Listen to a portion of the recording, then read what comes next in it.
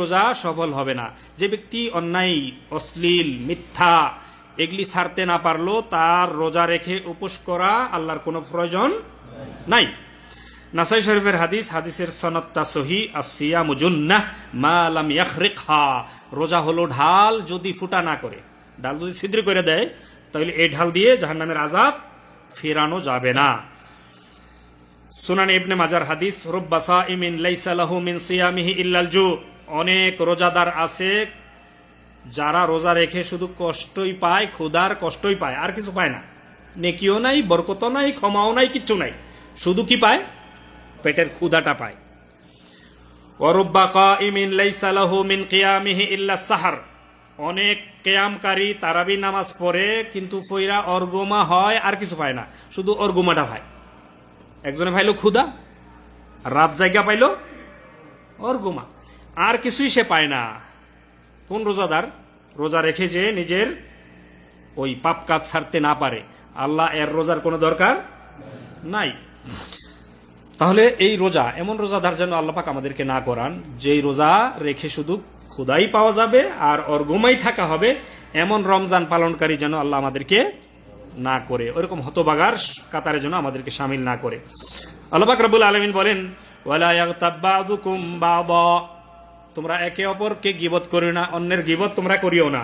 আইয়ুহিব্বু আহাদুকুম আন ইয়াকুলা লাহমা আখিহি মাইতান ফাকারিহতুমু, তোমরা কি পছন্দ করো তোমার মরা ভাইয়ের গোশত খাওয়া? এটা তো সবাই অপছন্দ করো। তাহলে গীবত করা হলো মরা ভাইয়ের গোশত খাওয়ার সমান। এখন আপনি মুরগি খান না, খাসিও খান না, গরুও খান না, মরা ভাইয়ের গোশত খান, রোজা হবে না। গীবত করা হলো কিসে?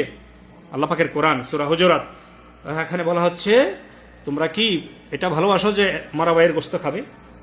এটা হলো গীবত করা হলো মরা ভাইয়ের গোশত খাওয়ার সমান। লা ইউহিব্বুল্লাহুল জাহরা বিসু, আল্লাহ পাক কারো মন্দ বলাটা পছন্দ করে না।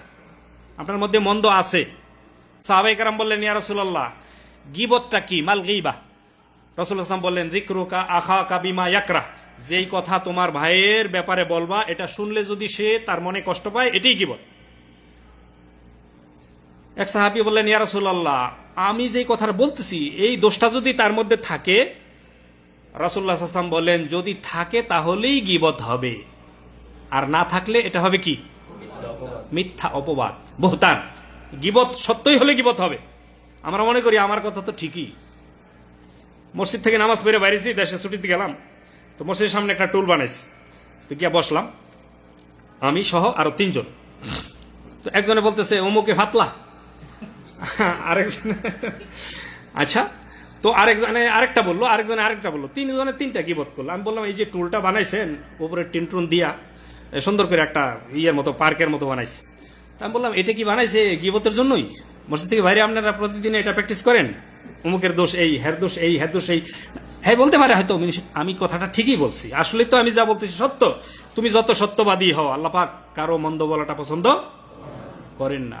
মান সাতারা মুসলিমান সাতারাহুল্লাহু ইয়াউমাল কিয়ামা, কোন মুসলিমের দোষ যে গোপন করে রাখে, কিয়ামতের দিন আল্লাহ এই ব্যক্তির দোষ গোপন করে রাখবেন। তাহলে দরকার আসেনি আমার নিজের স্বার্থেই অন্যের দোষকে গোপন করা দরকার। আল্লাহ পাক বলেন, লা ইউহিব্বুল্লাহুল জাহরা বিসুই মিনাল কাউল, আল্লাহ পাক এটা পছন্দ করেন না যে কারো মন্দটা তুমি কি করবে? প্রকাশ করবে। ইল্লা মান যুলিম, হ্যাঁ তবে জুলুম মজলুম হলে তুমি বলতে পারো। বড় ভাই ছোট ভাইরে মারছে, সে বলবে না বাপের কাছে যে আমাকে সে মারছে? ভাই যত অপছন্দ করুক, এটা তার ন্যায্য অধিকার।